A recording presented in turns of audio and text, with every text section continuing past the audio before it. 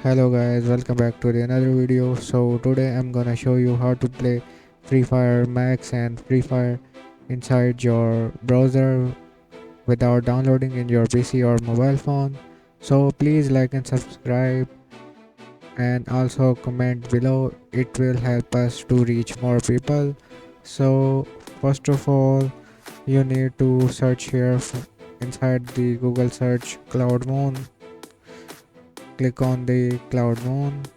Then you will see the top side inside the search web.cloudmonapp.com. So just click on this site.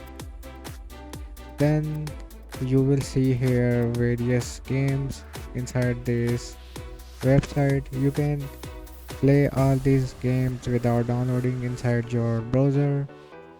So after that you need to search here for Free Fire. So as you can see, Free Fire Max and Free Fire, just you need to click on play, then again click on play to play this game.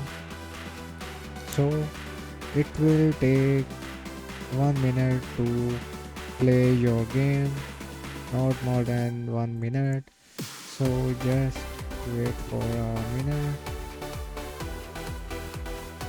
So my game is ready to go.